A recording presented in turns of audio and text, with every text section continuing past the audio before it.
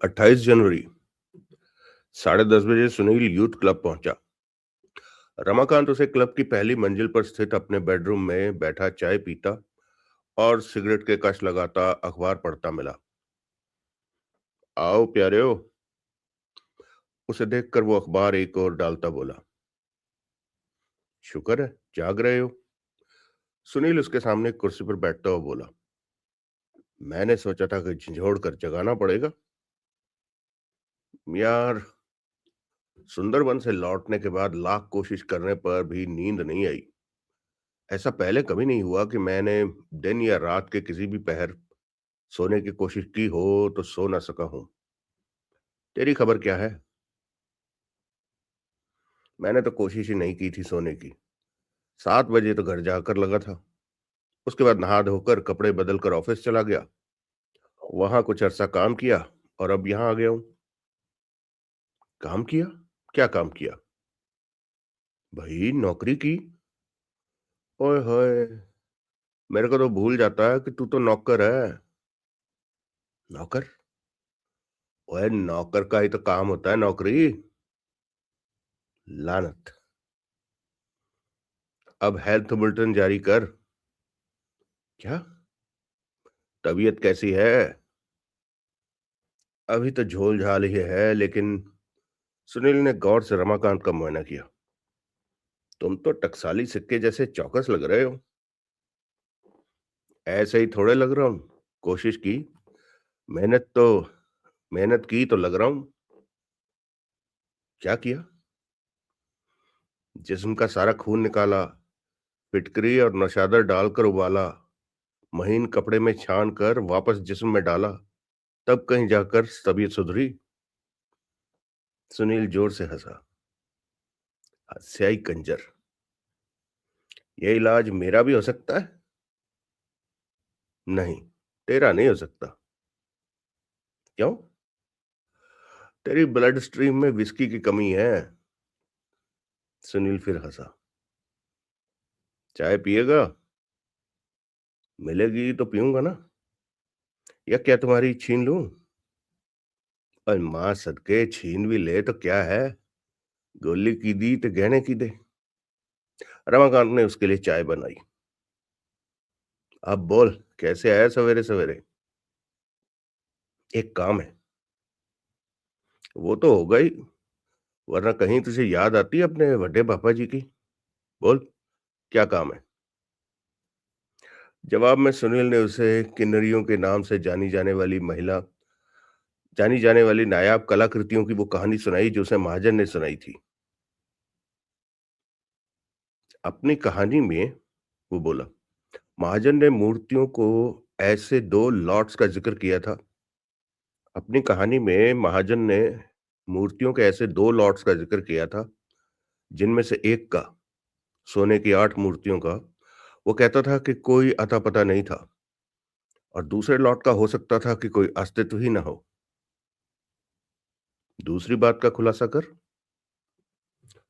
दूसरा लॉट 192 मूर्तियों का होना चाहिए था, लेकिन महाजन कहता था कि बरामद 96 ही हुई थी। बाकी कहाँ गई? मैंने भी यही सवाल किया था। वो कहता था कि हो सकता था कि सोने की मूर्तियों के प्रोटोटाइप के तौर पर कुल जमा 96 मूर्तियां ही बनाई गई हों। 192 वाली बात अफवाह हो? हाँ, हो तो सकता है। खैर, आगे। मैं ये चाहता हूं कि राजनगर के एंटीक डीलरों में कोई ये अफवाह फैलाए कि बाकी की 96 मूर्तियां या सोने की 8 किन्नरियां बरामद हो गई थी। मोतियां वाले हो, जब सोने वाली मूर्तियों को नेशनल हेरिटेज बताते हो तो उनका नाम लेना तो गलत होगा। शरेआम ऐसी किसी मिल्कियत का दावा करने वाले को तो पुलिस पकड़ के ले जाएगी। नहीं ले जाएगी, क्योंकि दावे के कोई इश्तिहार थोड़े ही छपवाने हैं। लेकिन चलो, सोने वाली मूर्तियों का जिक्र खारिज कर देते हैं। बाकी 96 मूर्तियों के जिक्र से भी कोई सरकारी पंगा हो सकता है। खामखा। अरे, मूर्तियों का जिक्र ही तो करना है। अफवाह ही तो फैलानी है उनकी बरामदगी की। उन्हें पेश थोड़ा ही करना है। अच्छा, पेश नहीं करना? नहीं करना। बिना सबूत को इस बात पर विश्वास कर लेगा? विश्वास दिलाने वाले पर मुनस्सर है। चालाकी से, होशियारी से, दानिशमंदी से काम लेगा तो विश्वास दिला देगा। क्यों नहीं दिला देगा? मैं करूं ये कोशिश? नहीं, तुम नहीं। क्यों? क्योंकि इस अफवाह के सिलसिले में जो लोग मेरा निशाना है, तुम उनमें जाने पहचाने जा चुके हो। ओह, तो ये क्यों नहीं कहते कि तुम्हारा निशाना सुंदरवन वाले जमुरे हैं? वही हैं। जौहरी ये काम कर सकता है? मेरे जहन में भी उसका ही नाम था। तो पहले ही बोल देना था प्यारेओ। अब बोल दिया। जौहरी की कहानी ये होगी कि वो एंटीक्स का मामूली दलाल था, जिसे कि इत्तेफाक से उस जगह की खबर लग गई थी जहां की बाकी की 96 मूर्तियां दफन थी। लेकिन क्योंकि उस जगह को खरीदने और उसकी खुदाई करवाने लायक सरमाया उसके पास नहीं था, इसलिए उसे एक पार्टनर की जरूरत थी जो कि मूर्तियों की बरामदगी के अभियान को फाइनेंस कर सके। तेरा चूल्हा मेरी दाल की शरायत पर? हाँ, अलबत्ता उसे इस बात पर जोर बराबर रखना होगा कि उसकी खोज वो बड़ा जखीरा है जिसका आधा हिस्सा पहले रंजीत महाजन के हाथ लग चुका था। ऐसा कहे बिना किसी पर उन मूर्तियों के बेशकीमती होने का रौब गालिब नहीं होगा। कोई नए जखीरे का अता पता पूछे तो उसे गोलमोल जवाब देना होगा, जिससे सुनने वाले को इतना ही हिंट लग सके कि वो जखीरा कहीं राजस्थान में था और जिस प्रॉपर्टी में वो था वो रेगिस्तानी रेत के किसी अंबार के नीचे दबी पड़ी थी। मोतियां वाले हो, किसी अफवाह को स्थापित करने के लिए कोई सबूत भी चाहिए होता है। वो जाहिर करेगा कि मूर्तियों के उस खजाने की पार्टनरशिप की एवज में एक लोकल एंटीक डीलर से, जिसका कि वो नाम नहीं लेगा, उसे 2 लाख रुपए का बयाना हासिल हो भी चुका था। जब डील हो गया था तो पार्टनर की क्या जरूरत थी? डील नहीं हो गई थी, सिर्फ बयाना हासिल हुआ था। और वो बयाना 40-60 की पार्टनरशिप की पेशकश का था, जबकि उसे 50-50 के पार्टनर की तलाश थी। ऐसा पार्टनर हासिल हो जाने पर उसे बयाना वापस कर देने का अधिकार था। हम्म। वो बयाना मिलना भी उसकी कामयाबी थी, जिसे कि वो राजनगर के बारों में सेलिब्रेट करता फिरता दिखाई देगा। यूं पैसा उड़ा देगा तो बयाना वापस कैसे होगा? अगर उसे 50-50 का मनपसंद पार्टनर ना मिला तो बयाना वापस करने की जरूरत ही नहीं होगी। मिल गया तो 2 लाख रुपए की क्या औकात है, नया पार्टनर दे देगा। वो सब कुछ सोचे बैठा है। हाँ, जौहरी सेलिब्रेशन में जो नकदो उड़ाएगा वो कौन देगा? ये भी कोई पूछने की बात है? है है पूछने की बात। और खबरदार जो मेरा नाम लिया। और किसका नाम लूं? और यहाँ कोई दिखाई दे रहा है मुझे? तो मेरे वीर वहां पहुंच जहां कोई और दिखाई दे रहा हो। अच्छे यारो। यार चाय पी तो रहा है गोद में बैठ के, खून क्यों पीना चाहता है? क्योंकि वो नशादर और फिटकरी में उबाला खून है। ऐसा खून और कहाँ मिलेगा मुझे? हाँ यार ड्रैकुला। सुनील हंसा। फिर हंस जाई कंजर। मरो मत। जौहरी बहुत ही आपे से बाहर हो जाएगा तो भी 10-15 हजार रुपए उड़ा पाएगा। मुझे हाल ही में कहीं से 50 हजार रुपए मिलने वाले हैं। वो सब मैं तुम्हें दे दूंगा। प्रॉमिस? हाँ। प्रॉमिस मेकर, प्रॉमिस ब्रेकर, शू मेकर। शाबाश। अब बोल, कहाँ से मिलने मिलने वाला है? तुम्हें इससे क्या मतलब? क्या पता तू झूठ ही बोल रहा हो। अच्छा, इतने बुरे दिन आ गए मेरे? अब बुरे दिन आए तेरे दुश्मनों के। तो फिर कुछ नहीं। यार से कहीं झूठ बोला जाता है? बोला ना, कुछ नहीं। अब पीछे छोड़ उस बात का और ये बता कि सारे डरियामे का हासिल क्या होगा? हासिल इस बात पर मुनहसर है कि जो दाना यूं डाला जाएगा उसे कोई चुगेगा या नहीं। चुगेगा तो हासिल अपने आप सामने आ जाएगा। नहीं चुकेगा तो खेल खत्म, पैसा हजम। ठीक है प्यारे, तुम्हारी माया तुम ही जानो। जौहरी को एक खास हिदायत जरूर दे देना। क्या? तफरी के हल्ले में जो खाए पिए उसका ध्यान रखे, कहीं कोई जहर ना सरका दे। अगला दृश्य। सुनील पुलिस हेडक्वार्टर पहुंचा। इंस्पेक्टर प्रभुदयाल अपने कमरे में मौजूद था। प्रणाम माई बाप, सुनील मीठे स्वर में बोला। प्रभुदयाल ने अपना सिर उठाकर उसकी तरफ देखा। कुछ क्षण अपलक उसने उसका मुआयना किया। आओ। फिर वो बोला, आओ रिपोर्टर साहब, बैठो। शुक्रिया। तबीयत कैसी है? ठीक है। इतनी ठीक है कि ये मालूम है कि पुलिस हेडक्वार्टर में बैठे हो या अभी बड़बड़ाने लगोगे?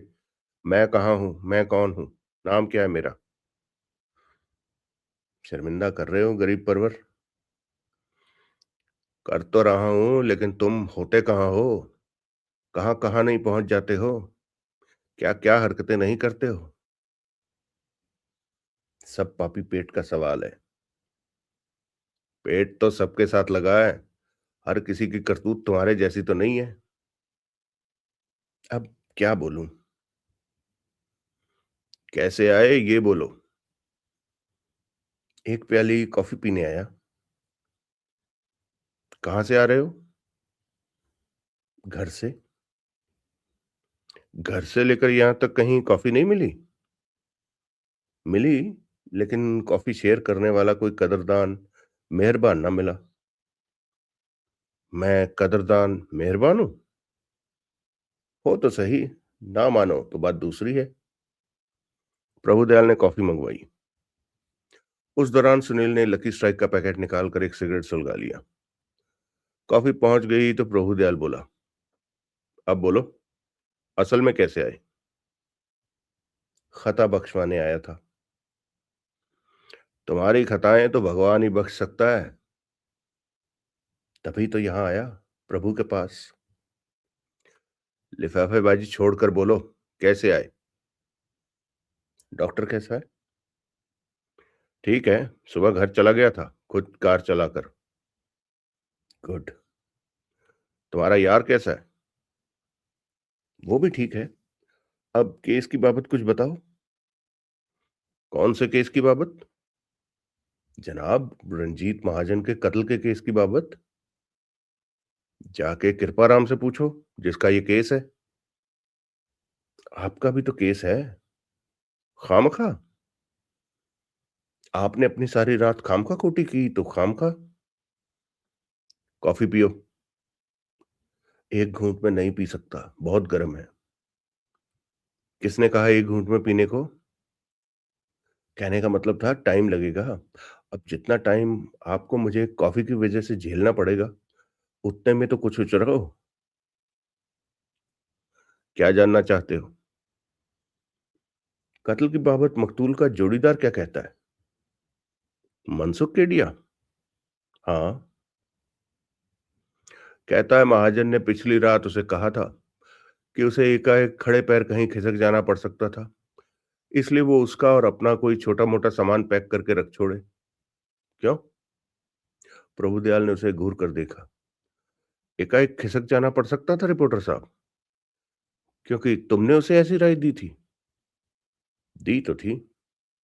क्यों? वहां एक कमबख्त वकील मौजूद था जो उसका पुलंदा बांधने की फिराक में था। मुझे उससे अंदेशा था कि वो महाजन को किसी जाल में फंसाने के लिए उसके खिलाफ कोई खेल खेलेगा। बाद में मेरा अंदेशा सच भी निकला था। कैसा अंदेशा? उन लोगों ने महाजन के खिलाफ पहले ही कोर्ट में फ्रॉड का केस दायर किया हुआ था। अदालत ने महाजन की पेशी के लिए सम्मन जारी किए थे, जो कि वो वकील मधुप तोषनीवाल महाजन को सर्व कराना चाहता था, जो कि वह नहीं कर सका। तुम्हारी राय पर अमल करता महाजन पहले ही खिसक गया।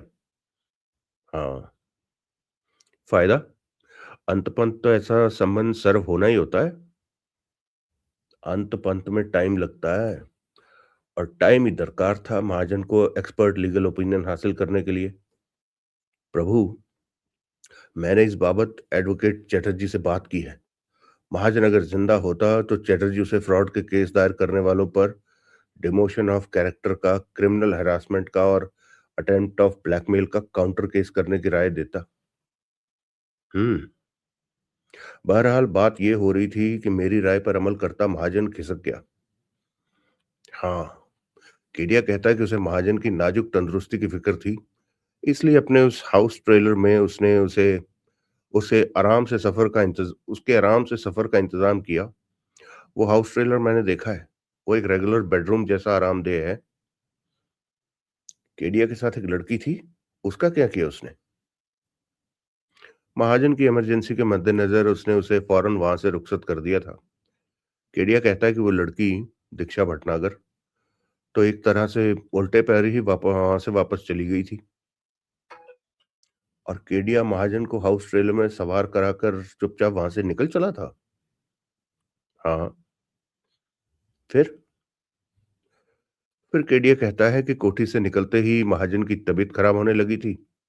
उसने रास्ते में ट्रेलर रोककर महाजन का मुआयना किया था, तो ये जानकर उसके छक्के छूट गए थे कि उसमें आर्सेनिक पॉइजनिंग के वही लक्षण दिख रहे थे जो कि पहले लीलावती और उसके बेटे भूपेंद्र में देखे गए थे। तब केडिया ने गोली की तरह डॉक्टर पावा का रुख किया, लेकिन पावा घर पर न निकला। तब उसने जेरी के सिविल अस्पताल का रुख किया। वो ऐसी शैतानी रफ्तार से जीप चला रहा था कि रास्ते में उसे पुलिस ने रोक लिया। उसने पुलिस को बताया कि ट्रेलर में जहर से मरता महाजन पड़ा था, तो पुलिस ने उसे चले जाने दिया। लेकिन अस्पताल उसकी लाश ही पहुंची। वो पहले ही मर चुका था। गोली खाकर? हाँ। ये स्थापित हो गया कि मौत की वजह गोली थी? हो जाएगा। यानी कि अभी पोस्टमार्टम की रिपोर्ट नहीं आई? नहीं आई। शाम तक आएगी, फिर दर्शन देना। शुक्रिया। बहरहाल मरा गोली से? पुलिस की तफ्तीश यही कहती है। तस्दीक पोस्टमार्टम से होगी। लेकिन जहर से भी मर ही रहा था। शूट ना किया जाता तो पुलंदा तो बनता उसका। शायद। जहर वाला वाकया तो सोफिया के किचन में हुआ। गोली किसने चलाई? कब चलाई? क्यों चलाई? मालूम करो। कुछ पता चले तो मुझे भी बताना। टाल रहे हो माई बाप? हाँ। क्या हाँ? टाल रहा हूं। ठीक है, टल जाता हूं। कॉफी का शुक्रिया। प्रभुदयाल ने सहमति में सिर हिलाया। सुनील ने उसे एक उंगली का सल्यूट मारा और वहां से रुखसत हुआ। नीचे पहुंचकर वो पार्किंग में खड़ी अपनी मोटरसाइकिल की तरफ बढ़ रहा था, जबकि उसके मोबाइल की घंटी बजी। उसने कॉल रिसीव की। मिस्टर सुनील? यस, सुनील बोला। कौन? मैं सोफिया डोनाटो। तुम मेरे को अपना नंबर दिया, मैं फोन लगाया। अच्छा किया। कहाँ से बोल रही हैं? मैं इधर राजनगर में है। अच्छा, कैसे आई? मेरा हस्बैंड फ्रैंकी मेरा साथ है। वो एडवोकेट तोशनीवाल फ्रैंकी से बात करना मांगता। कल तुम बोला कि ऐसा डायलॉग तुम फ्रैंकी के साथ होना मांगता। कल तुम बोला कि ऐसा डायलॉग में तुम फ्रैंकी के साथ होना मांगता। मैं फ्रैंकी को इधर आने को बोला ताकि तुम्हारे को सुंदरबन न जाना पड़े। You are sick? नो। अब मैं ठीक हूं मैडम। That's good news. अभी क्या बोलेंगा? मैडम, कल मैंने जो बोला था यूं ही खुंदक में तोशनीवाल की मुखालफत करने के लिए बोला था। मैं नहीं समझता कि फ्रैंकी के साथ मेरी मौजूदगी उसका कोई भला कर सकती है। तोशनीवाल से बातचीत के वक्त उसके साथ कोई वकील होता तो बेहतर होता। तो तुम नहीं आना सकता? मैं डेफिनेटली आना सकता, क्योंकि जो बोल दिया सो बोल दिया। That's good. ठीक है, देखते हैं क्या होता है। वकील से बातचीत ही तो करनी है, कोई फांसी तो नहीं लग रही। बरोबर बोला। All the same. तुम क्या करेगा? पंगा करेगा, कंफ्यूजन क्रिएट करेगा, खीर में मक्खी डालेगा। कुछ संवरता दिखाई नहीं देगा तो कुछ बिगाड़ेगा। बिगड़ने के तरीके ज्यादा हैं बिगड़ने के तरीके ज्यादा होते हैं संवारने से। You said it. You are a very sharp young man. I am sure you will do some good for Frankie. देखेंगे। आप किधर हैं इस वक्त? मुगल बाग में, जिधर की एडवोकेट का ऑफिस है। तुम किधर है? मैं करीबी हूँ। पता बोलिए। सोफिया ने बोला। 5 मिनट में पहुंचता हूँ। Thank you. अगला दृश्य। सुनील ने मधुप तोशनीवाल के सजे धजे आधुनिक ऑफिस में कदम रखा। रिसेप्शनिस्ट युवती ने उसकी तरफ देखा। सुनील ने उसकी तरफ तवज्जो न दी। उसने सोफिया को परे एक सोफे पर बैठा पाया। वो उसकी तरफ बढ़ा। May I help you sir? Receptionist बोली। नॉट राइट नाउ, सुनील बोला। Maybe later. Presently I will help myself sir. वो सोफिया के पास पहुंचा। फ्रैंकी कहाँ है? सुनील ने पूछा। एडवोकेट का पास, सोफिया बोली। उसका ऑफिस में। उसे मेरा इंतजार करना चाहिए था।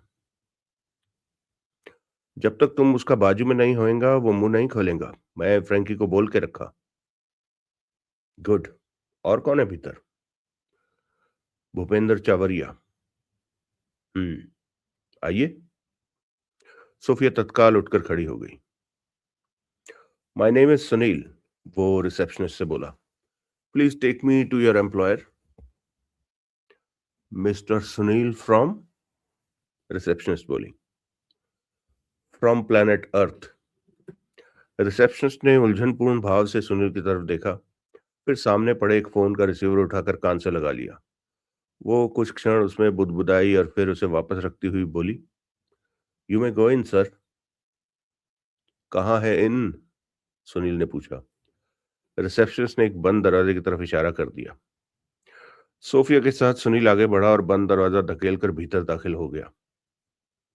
भीतर एक विशाल मेज के पीछे एग्जीक्यूटिव चेयर पर तोशनीवाल विराजमान था। मेज के सामने विजिटर्स चेयर्स में से दो पर अगल बगल भूपेंद्र चावरिया और फ्रैंकी डोनाटो मौजूद थे। हेलो, सुनील बोला। किसी ने उत्तर ना दिया। तोशनीवाल ने कुछ क्षण अपलक उसकी तरफ देखा, फिर कुर्सी की तरफ इशारा किया। सुनील ने पहले सोफिया के बैठने का इंतजार किया, फिर खुद बैठा। उसने सहज भाव से तोशनीवाल की तरफ देखा। तोशनीवाल खड़ा खड़ा तो फुदकता ही था, कुर्सी पर भी टिक के नहीं बैठा था। वो बार बार पहलू बदलता था तो ऐसा लगता था जैसे उसके पांव जमीन पर ना टिके हों। सो? तोशनीवाल बोला। What so? सुनील बोला। क्या मेरी शक्ल किसी ऐसे शख्स से मिलती है जो यतीम खाने से चंदा लेने आया हो? What do you mean? Toshniwal हड़बड़ाया सा बोला। आवत को हरखे नहीं, नैनन नहीं स्नेह। This is what I mean. Oh, welcome welcome. That's better. Thank you. कुछ पियोगे? क्या? कुछ भी। जो जो चाहोगे हाजिर कर दिया जाएगा। गुड। रेनडियर का दूध पीऊंगा। क्या? मलाई मार के, शक्कर तेज। तुम मजाक कर रहे हो? पीने पिलाने की बाबत अभी खातिर जमा रखिए, बाद में देखेंगे। भाई, मेजबान का अपना भी तो कोई फर्ज होता है। मैं चाय मंगवाता हूँ। मर्जी आपकी। उसने फोन पर चाय के लिए बोला। एक चपरासी के एक चपरासी के चाय लेकर आने तक ऑफिस में खामोशी रही। तोशनीवाल को छोड़कर चपरासी ने सबको चाय सर्व की। सुनील की भवें उठी। मैं चाय नहीं पीता, तोशनीवाल बोला। नहीं पीते या पीते ही नहीं? मॉर्निंग में एक बेड टी लेता हूं, उसके बाद सारा दिन नहीं। आई सी। फ्रैंकी तुम्हारा ही इंतजार कर रहा था। मैं हाजिर हूं। तुम्हारी जिद है फ्रैंकी से मेरी बातचीत के दौरान मौजूद रहने की, लेकिन मैं फिर कहता हूं कि तुम्हारी मौजूदगी से इसका कुछ संवरने वाला नहीं, बिगड़ने वाला भी कुछ नहीं। फिर भी इसकी पेशी कोर्ट में नहीं है, इसका आपके किसी सवाल का जवाब देना जरूरी नहीं है। फिर भी ये यहाँ हाजिर है तो समझिए कि इसके पास छुपाने के लिए कुछ नहीं है। सीधी सच्ची बात कहीं भी कही जा सकती है, इसलिए ये यहाँ मौजूद है। तुम्हें क्या पता कि जो बात इसने कहनी है वो सीधी है, सच्ची है? मुझे नहीं पता। तो इसने आपसे बात करना कबूल किया है ना? हाँ। बिना किसी दबाव के, बिना किसी जोर जबरदस्ती के? हाँ। इसके नाम कोई सम्मन या वारंट जारी नहीं है, ये किसी मजिस्ट्रेट के सामने पेश नहीं हो रहा। जाहिर है। ये बात इस पर भी जाहिर है। हाँ। फिर भी इसे आपकी पूछताछ से गुरेज नहीं है, तो ये सेफली अज्यूम किया जा सकता है कि जो बात इसने कहनी है वो सीधी होगी, सच्ची होगी। बहस अच्छी कर लेते हो, एन वकीलों की तरह। सुनील खामोश रहा। फ्रैंकी, तोशनीवाल फ्रैंकी की तरफ घूमा। सुनील को कब से जानते हो? कभी से भी नहीं, फ्रैंकी बड़े इत्मीनान से बोला। क्या मतलब? ये मेरी इससे पहली मुलाकात है। Hello my dear. Hello, Sunil बोला। फिर भी तुम्हें इस पर इतना एतबार है? तोशनीवाल बोला। बॉस, फ्रैंकी बोला, मुझे किसी के एतबार की, किसी की हिमायत की, किसी की कन्विंसिंग की जरूरत नहीं। मेरे पास छुपाने का कुछ नहीं, इसलिए कोई मेरे साथ है या नहीं, इससे मुझे कोई फर्क नहीं पड़ता। अच्छा। हाँ। My wife said Sunil is a nice man, so he is a nice man, so he is there. Any problem? No no, no problem. Sunil इधर है तो सोफिया खुश, सोफिया खुश तो मैं खुश। It is as simple as that. बहरहाल, वालपोई वाली डील से ताल्लुक रखते मेरे किसी भी सवाल का जवाब देने से तुम्हें कोई गुरेज नहीं? कोई गुरेज नहीं। जो पूछा जाएगा उसका सीधा सच्चा जवाब दोगे? दूंगा। कोई 6 महीने पहले तुम्हारी भूपेंद्र चावरिया से कोई बात हुई थी? हुई होगी, मेरी भूपेंद्र से अक्सर बात होती है, तब भी हुई होगी। मेरा इशारा एक खास बात की तरफ है। क्या खास बात? 6 महीने पहले तुमने भूपेंद्र को बोला था कि वालपोई के करीब एक गांव की जमीन में सेंट फ्रांसिस की एक प्राचीन मूर्ति दबी हुई थी।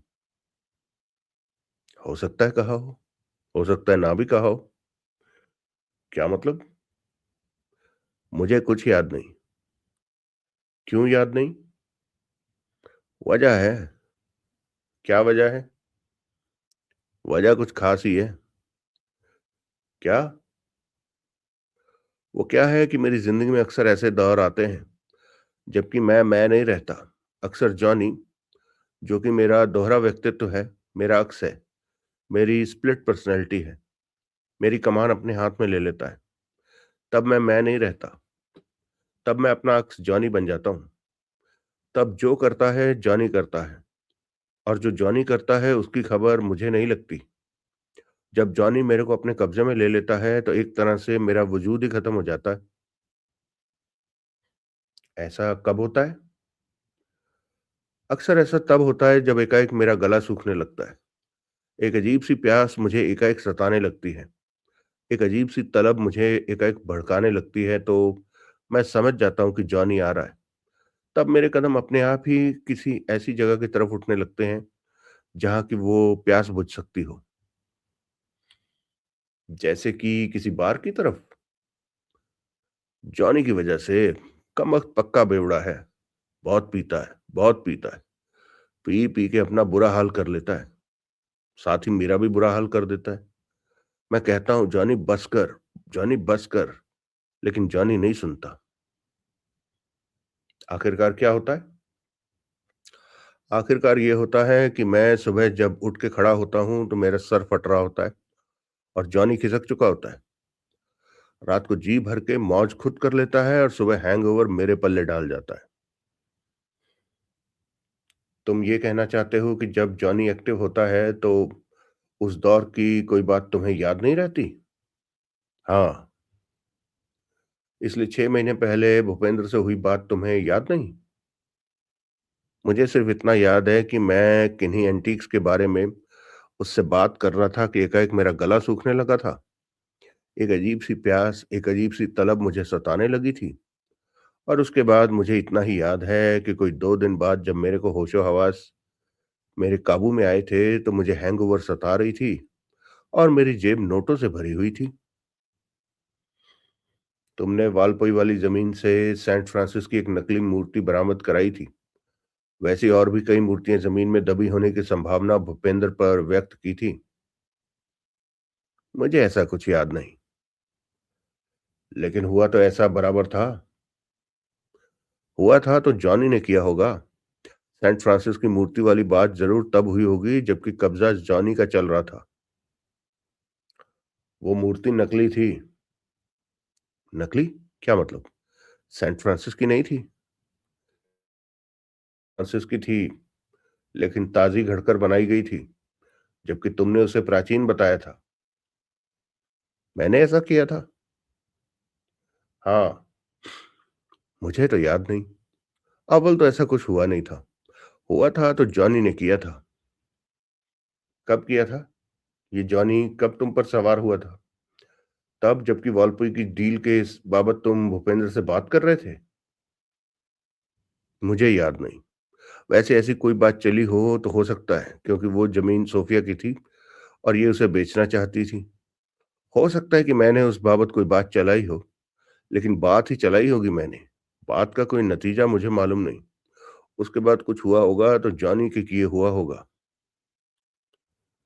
तो तुम ये कहना चाहते हो कि अगर कोई फ्रॉड हुआ है तो तुम उसके लिए ज़िम्मेदार नहीं हो?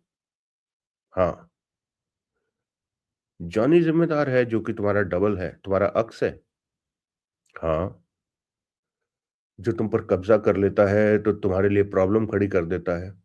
तुम्हारी जानकारी के बिना कोई बेजा हरकतें वो करता है और जब वो तुम्हें छोड़कर चला जाता है तो दार तुम्हें ठहराया जाता है। हाँ, इसलिए 6 महीने पहले तुम्हें अंदेशा तक नहीं था कि ये जानी भूपेंद्र चावरिया से फ्रॉड करेगा? ना, कैसे होता? भूपेंद्र मेरा दोस्त है। इसके साथ फ्रॉड करने का मैं सपने में ख्याल भी नहीं कर सकता। फ्रॉड तो बहुत बड़ी बात है। फ्रैंकी के स्वर में एक जोश का पुट आ गया। मेरे किए तो इसका बाल नहीं बांका हो सकता। लिहाजा वो जमीन तुमने ऊंचे दामों पर भूपेंद्र को बेचने की कोई कोशिश नहीं की थी? ना, ना तुम्हारी ऐसी कोई मंशा थी। ना, तब तो जो हुआ इसलिए हुआ क्योंकि तुम पर जॉनी के कब्जे का दौर चल रहा था। हुआ ना हुआ मुझे कुछ मालूम नहीं। अलबत्ता जॉनी के कब्जे के दौर वाली बात ठीक है। ये कब्जा तब भूपेंद्र से बात होने से ऐन पहले भी था। उसी दिन जबकि आप ये बात चली होने की बात कहते हैं? उसी दिन या उससे एक आध दिन आगे पीछे? नहीं, तब जॉनी मेरे से दूर था, लेकिन उसका मेरे से दूर होना भी उसकी आमद की तरफ ही इशारा होता है। ज्यादा दिन वो मेरे से दूर नहीं रहता। उसे टले ज्यादा देर नहीं हुई होती कि मुझे प्यास ने जकड़ा। उसे टले ज्यादा देर हुई नहीं कि मुझे प्यास ने जकड़ा नहीं। लिहाजा भूपेंद्र से बात होने से पहले वो दौर था लिहाजा भूपेंद्र से बात होने से पहले वो दौर था जबकि 3-4 दिन से तुम जॉनी के कब्जे से आजाद थे। हाँ, तो फिर तोशनीवाल का स्वर एक कर्कश हो उठा।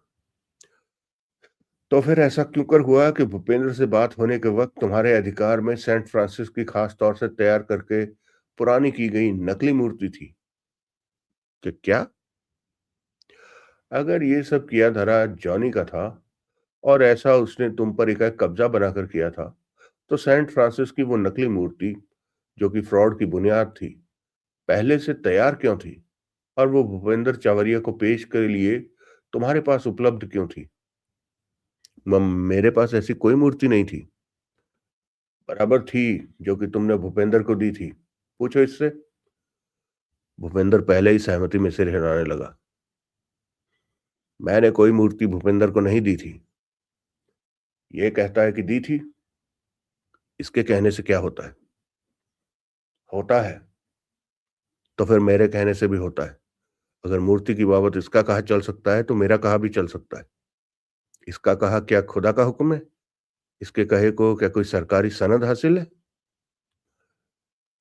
तुम्हारा दावा है कि भूपेंद्र से उस बात के दौरान, जिसका समापन वालपोई की जमीन का सेल डीड साइन करने और कीमत अदा किए जाने पर हुआ, तुमने सेंट फ्रांसिस की कोई मूर्ति इसे ये कहकर नहीं दी थी कि वो वालपोई वाली जमीन से बरामद हुई थी? नहीं, नहीं दी थी। पक्की बात? हाँ। गारंटी? हाँ। कैसी पक्की बात? कैसी गारंटी? अभी खुद तो कबूल करके हटे हो कि भूपेंद्र से सौदे की उस बातचीत में तुमने, तुम्हारा अक्स जॉनी शामिल था। तब तुम्हारा वो डबल तुम पर हावी था जिसे तुम जॉनी कहते हो। तब बकौल तुम्हारे जॉनी का कब्जा चल रहा था। तुम्हें क्या मालूम कि तब जॉनी ने क्या किया और क्या नहीं किया? फ्रैंकी के मुंह से तत्काल बोल ना फूटा। उसने बेचैनी से पहलू बदला। जोर से थूक निकली। कनपटी ठकठकाते व्याकुल भाव से दाएं बाएं देखा, फिर एकाएक बदले स्वर में बोला, दरअसल मैं कुछ भूल रहा था। अच्छा? तोशनीवाल व्यंगपूर्ण स्वर में बोला। और जो भूल रहा था वो अब मुझे बखूबी याद आ रहा है। That's very good. पुरानी बात है ना। 6 महीने कोई कम वक्फा तो होता नहीं। I understand. अब बोलो, क्या याद आया?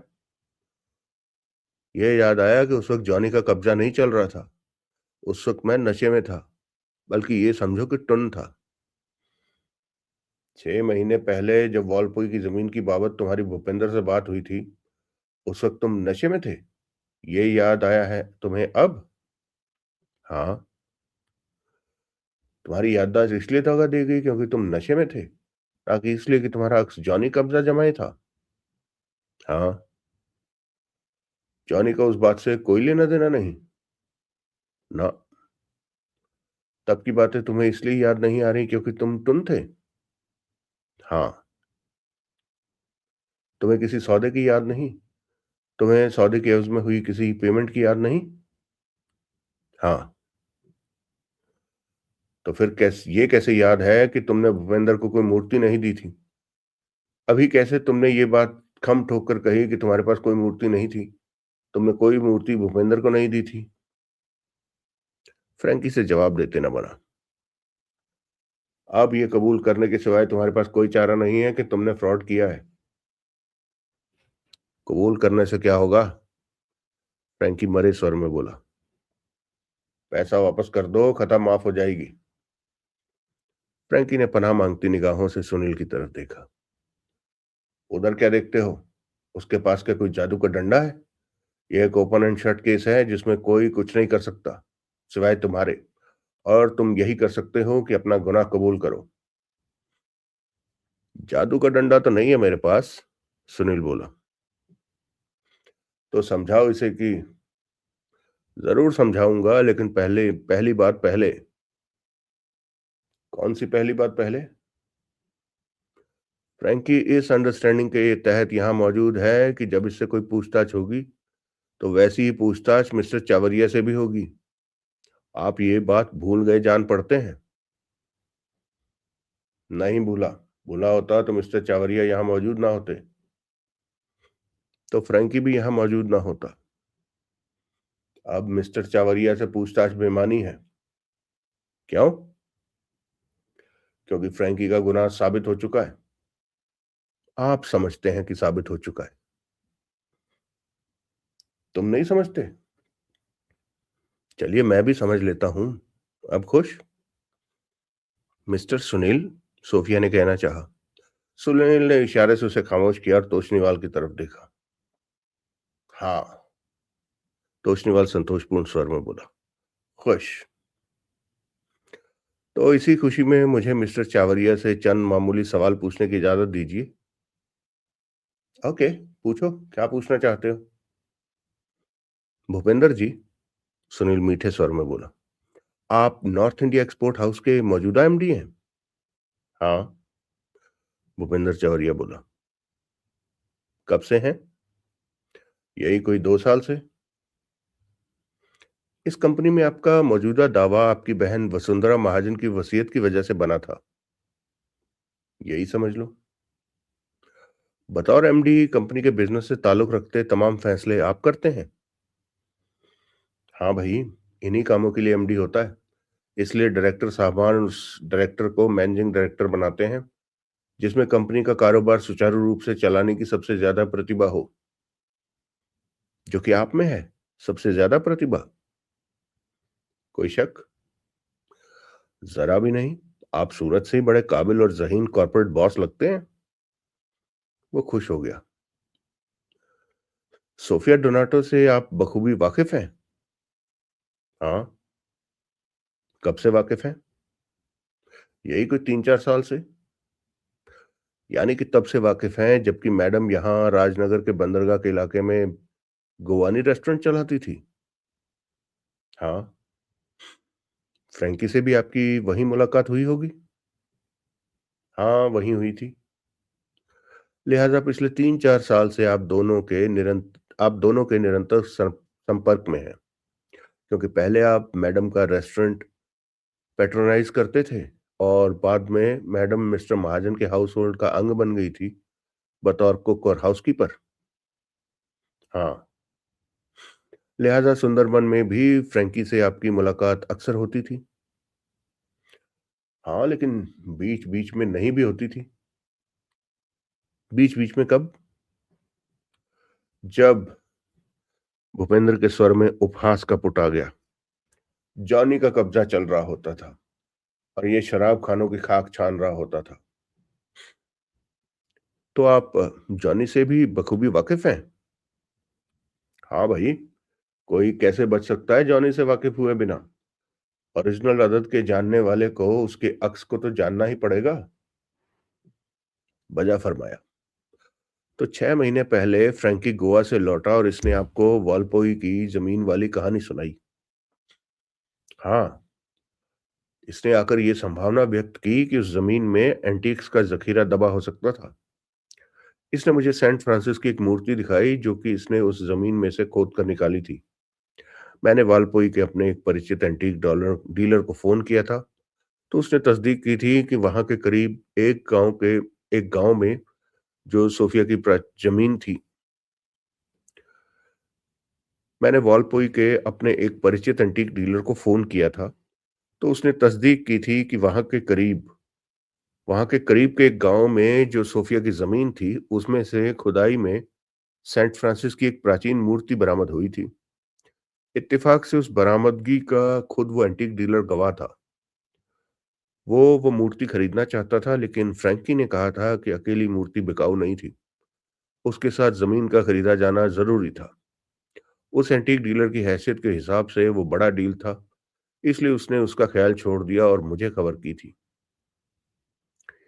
यानी कि संभावित डील की आपको फ्रैंकी के बताए बिना भी खबर थी। हाँ। फिर जब फ्रैंकी ने लौट कर मुझे वो मूर्ति दिखाई थी, तो मैंने कहा था नॉर्थ इंडिया एक्सपोर्ट हाउस उसके साथ वो डील करने को तैयार था। लिहाजा कंपनी के लिए आपने वालपोई की उस जमीन की खरीद को अंजाम दिया। हाँ। कितने में? सौदा 25 लाख में हुआ था, लेकिन हमने सौदे को मोहरबंद करने के लिए पहले सिर्फ 10 लाख की पेमेंट की थी और बाकी का 15 लाख रुपया 90 दिन में चुकता करने का करार किया था। 90 दिन बाद कंपनी ने बाकी पेमेंट की? नहीं की। वजह? तब तक हम जान चुके थे कि हमारे साथ फ्रॉड हुआ था और फ्रॉड की बिना पर उस करार को खारिज किए जाने का केस कोर्ट में डाल दिया गया था। फ्रॉड का पता कब चला था? जब ये पता चला था कि खुदाई में बरामद हुई बताई जाने वाली सेंट फ्रांसिस की प्राचीन मूर्ति नकली थी। एंटीक्स को पहचानने का आपको कोई जाती तजुर्बा है? है, खूब है। आपकी जानकारी के लिए ऐसी बातों को तुरंत सीखने समझने की मेरे में स्वाभाविक प्रतिभा है। मैंने एंटीक्स की बाबत बहुत कुछ सीखा था, बहुत जल्द सीखा था। मेरे इस ज्ञान की वजह से ही मुझे एमडी की पोस्ट के काबिल समझा गया था। मेरे में ये काबिलियत न होती तो मैं खुद ही एमडी की पोस्ट को नकार देता। That's very good. That's very noble of you. फिर तो आप जैसे चतुर सुजान व्यक्ति को जैसा तजुर्बा एंटीक पहचानने का है, वैसा इंसान पहचानने का भी होगा। क्या मतलब? फ्रैंकी की बाबत भी आप जानते समझते ही होंगे कि ये कैसा आदमी था। वो तो है। ये सौदा कहाँ हुआ था? यहीं राजनगर में, जहाँ की कंपनी का कॉर्पोरेट ऑफिस है। सौदे से पहले आपने वालपुई की जमीन का मुआयना करवाया था? खुद जाके किया जनाब। आपको सौदा चौकस लगा? हाँ।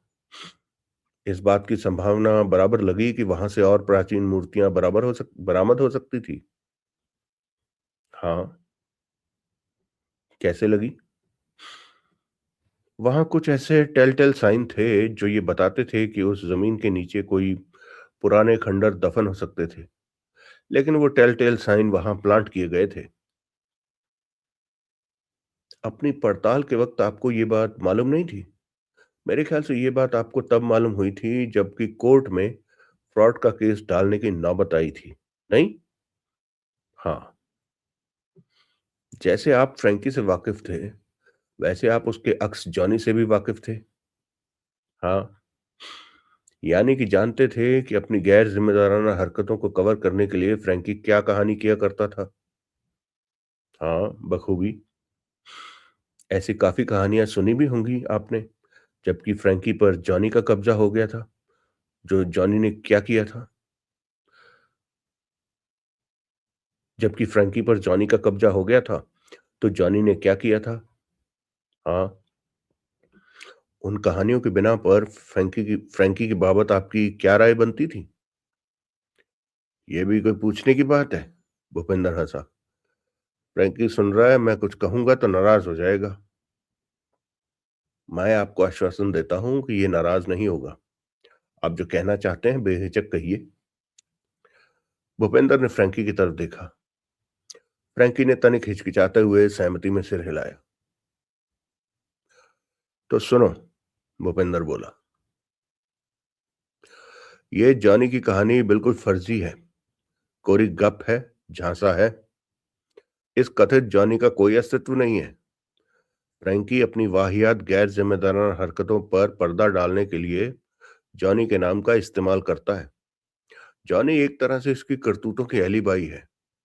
ये कंफर्म दारू मास्टर है, और जो भी करतूत करता है, नशे के हवाले होकर खुद करता है। पकड़ा जाता है तो जॉनी की कहानी ठोक देता है।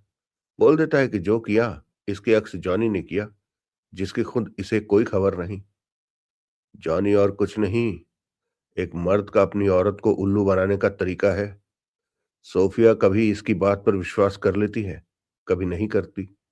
अमूमन अमूमन मेरे ख्याल से कर ही लेती है, इसलिए फ्रैंकी की बन आती है, और ये अपनी कहानी दाएं बाएं भी अजमाने लगता है। कोई इसको चैलेंज नहीं करता, इसलिए ये शेर हो जाता है।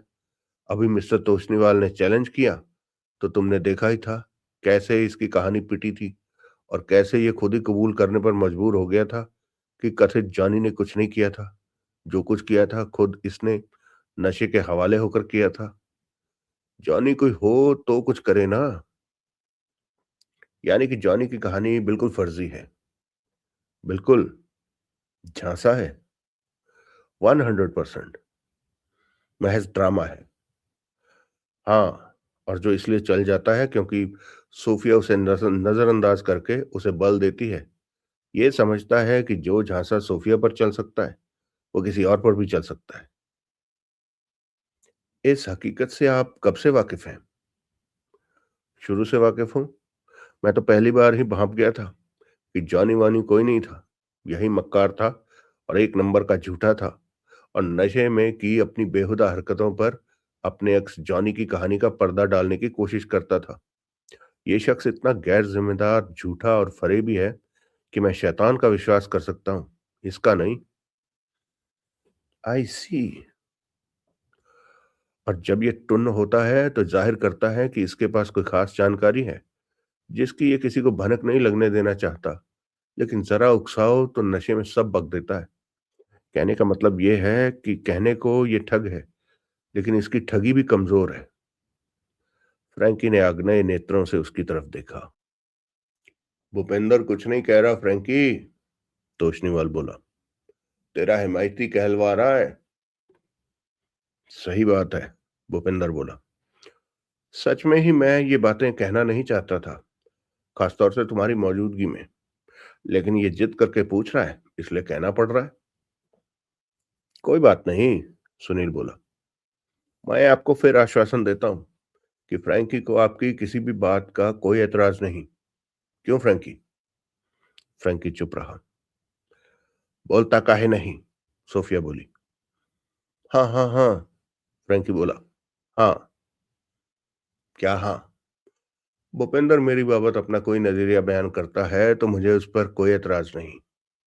सो देयर, सुनील बोला। भूपेंद्र खामोश रहा।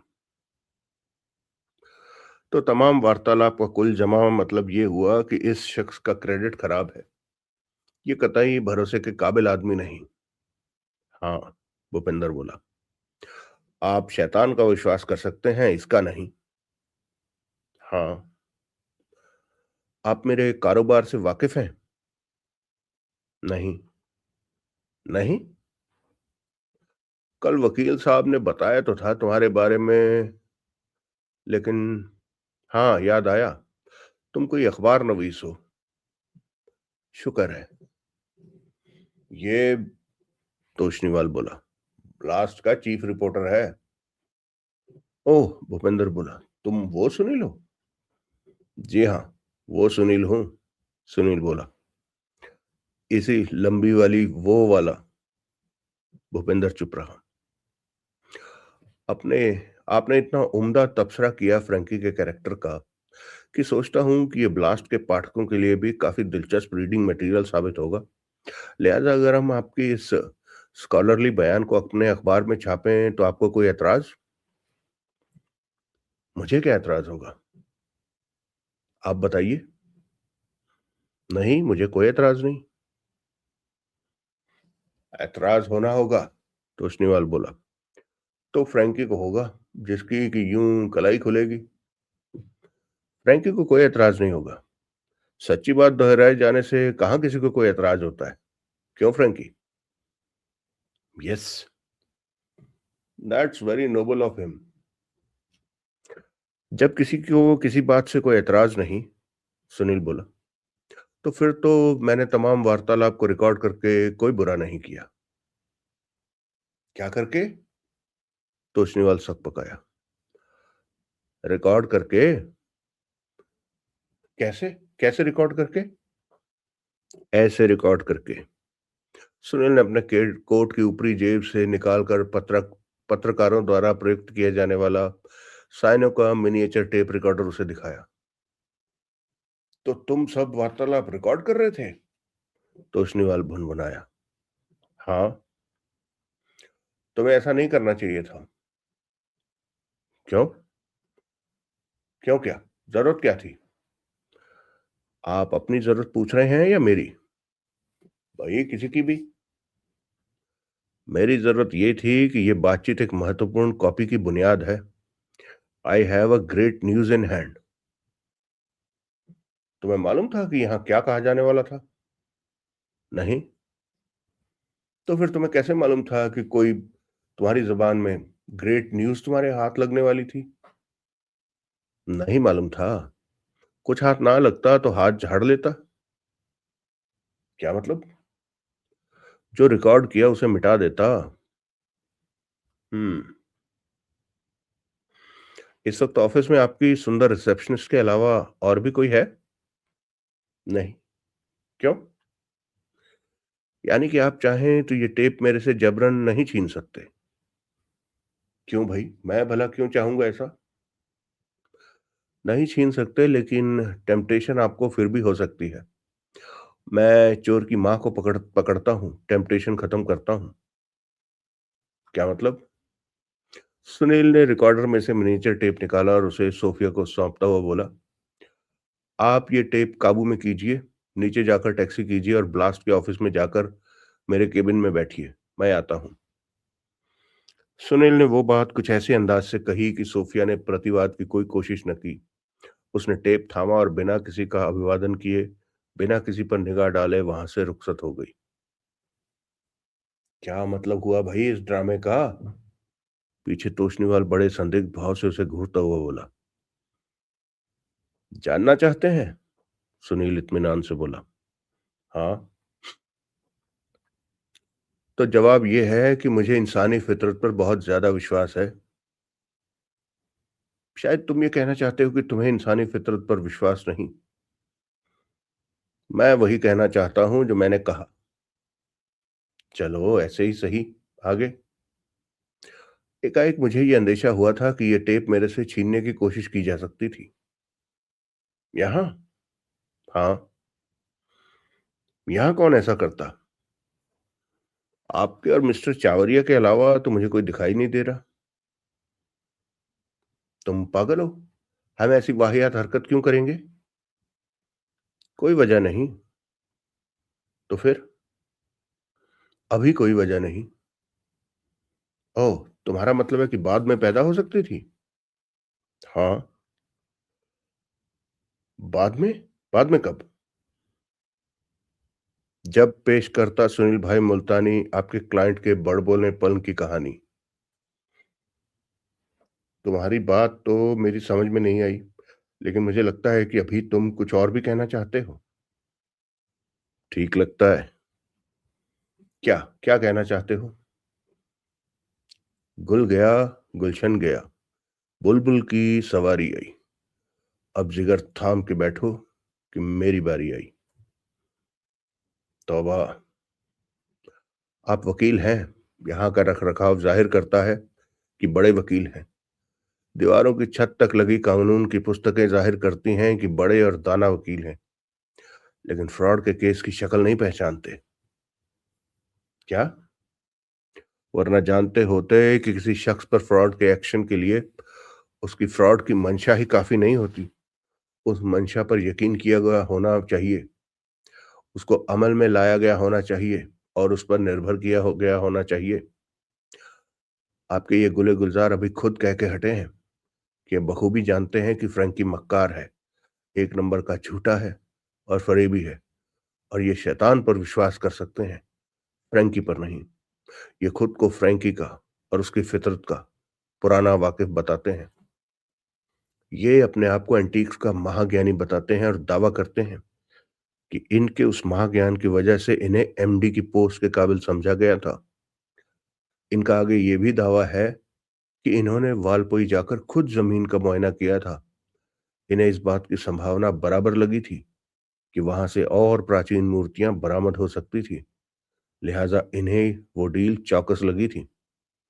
इसका क्या मतलब हुआ? इसका मतलब ये हुआ कि इन्होंने फ्रैंकी की किसी छल भरी बात पर नहीं, अपने उच्च कोटि के ज्ञान पर, अपने सुपीरियर जजमेंट पर भरोसा किया। अब आप ये बताइए आला हजरत कि इस तमाम सिलसिले में फ्रॉड कहाँ फिट होता है? तो उसनीवाल भौचक्का से उसका मुंह देखने लगा। फ्रैंकी बदनाम आदमी है, इसका क्रेडिट खराब है, इसकी रिप्यूट खराब है, लेकिन कभी कभी बुराई में भी कोई भलाई निकल आती है, जैसे कि इस वक्त फ्रैंकी के लिए निकल रही है। इन बातों का कोई मतलब नहीं। तो उसनीवाल गुस्से से बोला। अच्छा, कहने सुनने में कमी बेशी निकल ही आया करती है। ऐसा? भूपेंद्र ने कोई अधिकृत बयान नहीं दिया, अदालत के कटघरे में खड़े होकर गीता पर हाथ रखकर कुछ नहीं कहा है। मुझे मालूम था आप ऐसा ही कुछ कहेंगे। वकील जो ठहरे, लिहाजा आप इसे इसने अभी जो भी कुछ कहा है उससे मुकर जाने की राय देंगे? ऐसी कोई राय देने की जरूरत नहीं। असल में हुआ यह है कि इसने अभी कुछ कहा जिसको तोड़ मरोड़ कर तुमने अपना मनमाना मतलब निकाल लिया। तोड़ मरोड़ कर? हाँ, आप रिकॉर्डिंग को भूल रहे हैं। साबित करके दिखाना कि रिकॉर्ड हुई आवाज भूपेंद्र की है। मिमिक्री के आज के जमाने में ऐसी कोई बात साबित नहीं की जा सकती। इसलिए कोर्ट रिकॉर्डिंग एविडेंस को प्रमाणिक नहीं मानता, उसे अहमियत नहीं देता। साथ में करबरेटिंग एविडेंस हो तो प्रमाणिक मानते हैं। और करबरेटिंग एविडेंस इस केस में ये है कि जो कुछ भूपेंद्र ने कहा उसका गवाह मैं हूं, फ्रैंकी है, सोफिया है। सब मिली भगत है। आपके कहने से क्या होता है? तुम्हारे कहने से भी क्या होता है? ब्लास्ट के कहने से होता है, जो कि एक जिम्मेदार और रसूख वाला अखबार है, जो जजों, मजिस्ट्रेटों समेत लाखों लोगों द्वारा पढ़ा जाता है। और ब्लास्ट की कही बात सुनी जाती है, क्योंकि वह जनता की आवाज है। तुम ऐसी कोई आवाज बुलंद करोगे तो पछताओगे। धमका रहे हो वंदा नवाज? वार्न कर रहा हूं, चेतावनी दे रहा हूं। तुमने मेरे या मेरे क्लाइंट के खिलाफ कोई कदम उठाया तो ऐसी उल्टी पड़ेगी कि झेली नहीं जाएगी। 420 में ऐसा फंसाऊंगा कि नानी याद आ जाएगी। 420? जो तुमने एक मरते आदमी के साथ की। फोकट में उसका शेयर सर्टिफिकेट हथिया लिया और बोल दिया कि खरीदा। मुझे पूरा यकीन है कि ट्रांसफर को सर्टिफाई करते महाजन के साइन भी सर्टिफिकेट पर तुमने खुद बनाए हैं, क्योंकि महाजन को तो ऊपर अपनी स्टडी में जाने तक का मौका हाथ नहीं लगा था। आपकी क्या बात है? तुमने शेयर सर्टिफिकेट हथियाया नहीं तो बताओ, तुमने उसके लिए क्या कीमत अदा की, कब की, कैसे की? खड़े पर पैसा कहां से आया तुम्हारे पास? आपको क्यों बताऊं? किसी को तो बताना ही पड़ेगा। तब चुटकियों में साबित हो जाएगा कि कोई सेल नहीं हुई और तुम नाहक वो शेयर सर्टिफिकेट दबाए बैठे हो। तुम किसी भी तरीके से उस सर्टिफिकेट को अपने पास रखे नहीं रह सकते। क्यों? क्योंकि ऐसा करना गैर कानूनी है। क्यों गैर कानूनी है? क्योंकि तुम्हें मालूम नहीं है कि महाजन की मौत के बाद उसकी एक वसीयत बरामद हुई है। कुछ अर्सा पहले की गई वसीयत, उस वसीयत के मुताबिक महाजन की तमाम संपत्ति की वारिस लीलावती है। अच्छा, फर्जंदे आलम नहीं है? उस वसीयत में महाजन ने भूपेंद्र के साथ बहुत ज्यादती की, खास इसका नाम दर्ज करके इसे विरसे से बेदखल किया। महाजन को ऐसा नहीं करना चाहिए था।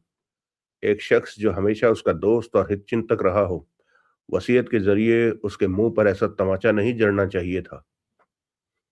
भूपेंद्र जबरन मुस्कुराया। उसने शहीद जैसी शक्ल बनाकर दिखाई। बहरहाल, तोशनीवाल आगे बढ़ा। अब महाजन की तमाम चल और अचल संपत्ति की मालिक भूपेंद्र की मां लीलावती है। इसलिए यूं समझो कि घी खिचड़ी में ही गया, यानी कि भूपेंद्र को बेदखल करना बेमानी साबित हुआ। बधाई, सुनील भूपेंद्र से बोला। भूपेंद्र ने मुंह फेर लिया। मौजूदा हालत में, तोशनीवाल बोला, वो शेयर सर्टिफिकेट जो तुम दबाए बैठे हो, महाजन की संपत्ति का हिस्सा है और वसीयत की रूह में लीलावती की मिल्कियत है। नहीं है। महाजन साहब अपनी जिंदगी में वो शेयर बेच कर गए थे, इसलिए वो ना उनकी संपत्ति का हिस्सा है और ना किसी लीलावती की मिल्कियत है। वो कोई लीलावती नहीं, महाजन की कानूनी वारिस है। होगी, मेरी बला से। वो जगत सास हो और तमाम दुनिया के दामादों की कानूनी वारिस हो तो भी मेरी बला से। मैं कहता हूं कोई सेल नहीं हुई। मैं कहता हूं मैं अमेरिका का राष्ट्रपति हूं। क्या बकते हो? क्यों? आपका कहा चल सकता है, मेरा कहा नहीं चल सकता? बेबुनियाद बात कहीं नहीं चलती। नहीं चलती? नहीं चलती तो सबक लीजिए इससे और ये राग अलापना बंद कीजिए कि कोई सेल नहीं हुई। सेल हुई तो बताते क्यों नहीं कि कितनी रकम की एवज में हुई और खड़े पैर वो रकम तुम्हारे पास कहां से आई? मैं आपको बताना जरूरी नहीं समझता। वो फ्रॉड है। साबित कीजिए। फिर जैसे अभी मैंने एक फ्रॉड की धज्जियां उड़ाई, वैसे ही दूसरे की भी उड़ाकर दिखा दूंगा। तोशनीवाल ने असहाय भाव से गर्दन हिलाई और फिर बोला, काश तुम वकील होते और मैं कोर्ट में तुमसे मुकाबिल हो पाता। काश आप पहलवान होते और मैं अखाड़े में आपसे मुकाबिल हो पाता। तो तुम वो सर्टिफिकेट वापस नहीं करोगे? नहीं करूंगा। ये तुम्हारा आखिरी फैसला है? ये मेरा इकलौता फैसला है, पहला भी और आखिरी भी। ये जानते बूझते कि इसका अंजाम गंभीर होगा। हाँ, लेकिन अंजाम किसके लिए गंभीर होगा, ये सामने आना अभी बाकी है। अगर तुम्हारा ये रवैया है तो मैं अपने ऑफिस में तुम्हारी मौजूदगी जरूरी नहीं समझता। सर, सुनील मासूमियत से बोला, you are asking me to get out? A word to the wise. Okay. Sunil उठ खड़ा हुआ। उसने एक उंगली का सैल्यूट तोशनीवाल को मारा। मेहमान नवाजी का शुक्रिया। तोशनीवाल ने सिर हिलाया। और लखते जिगर? सुनील भूपेंद्र की तरफ घूमा। जाने से पहले दो बातें तुम्हें बोलना चाहता हूं। नंबर एक, ठिगने का कुबड़े का, झुकी कमर वाले का एतबार नहीं करना चाहिए, क्योंकि ऐसे लोगों का दिमाग उनके पेंदे के बहुत करीब होता है। क्या बक रहे हो? तोशनीवाल भड़क कर बोला। नंबर दो, फ्रैंकी के खिलाफ फ्रॉड के केस का राग अलापना बंद कर दो। कोर्ट से केस वापस ले लो और इसे 15 लाख रुपए की बैलेंस पेमेंट कर दो, वरना पछताओगे। आओ फ्रैंकी।